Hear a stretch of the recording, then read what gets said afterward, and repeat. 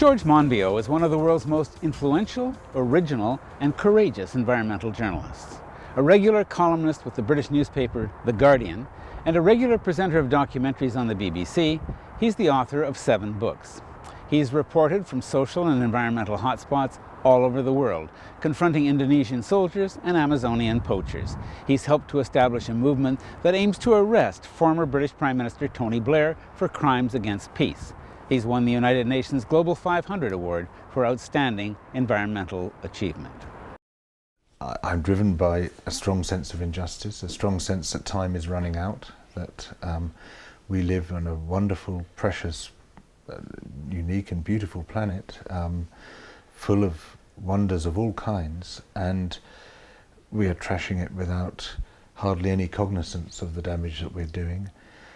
And I just can't stand by and watch that process take place without doing everything I can to try to stop it.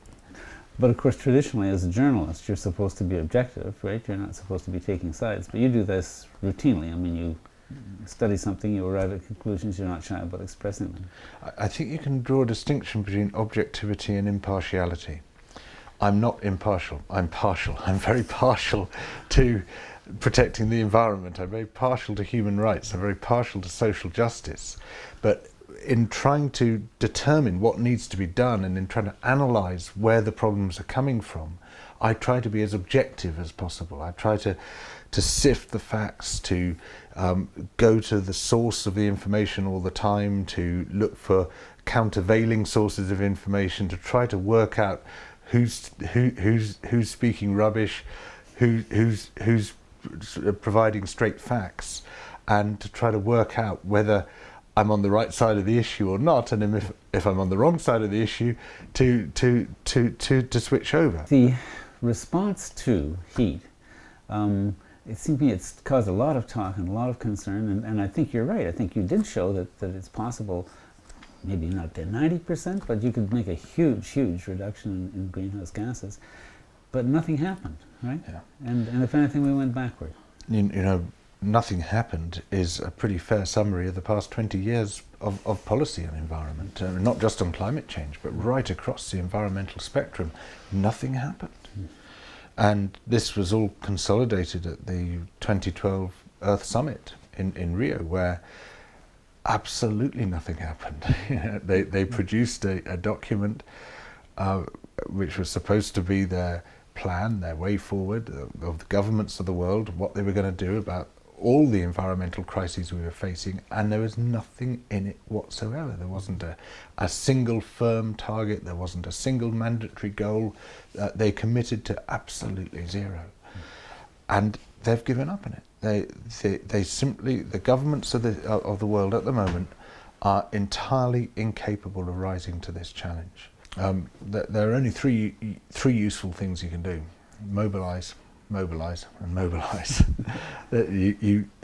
Number one, you can't do anything by yourself. It's completely useless. You know, you think you've got consumer power, you can buy a better brand of biscuits, that's going to save the planet.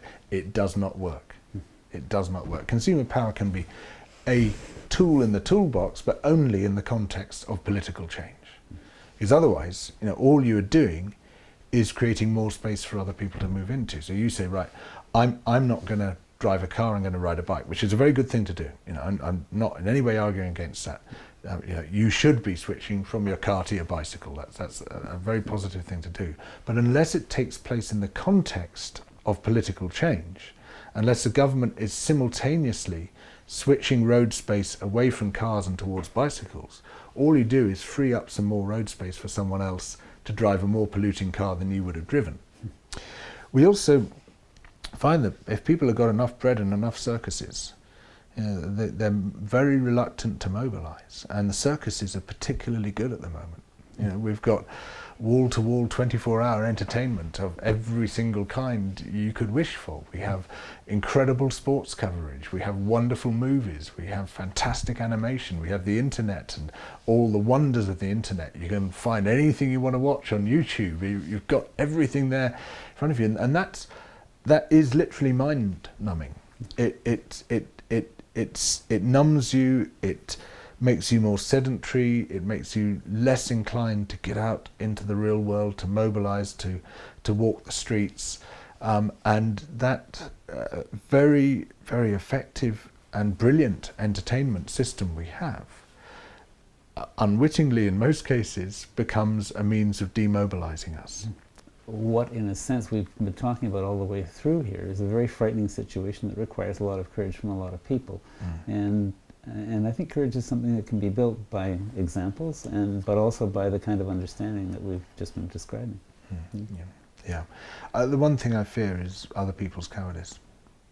You can deal with your own cowardice. You can confront it and address your own cowardice. You can't confront and address other people's cowardice. They run away from your attempts to do so, and you know that's what will sink us. Will be cowardice. You know, is people just not prepared to take on the powers, not prepared to challenge money and power, and to fight for a better world. For the Green Interview, I'm Silver Donald Cameron. Thanks for watching.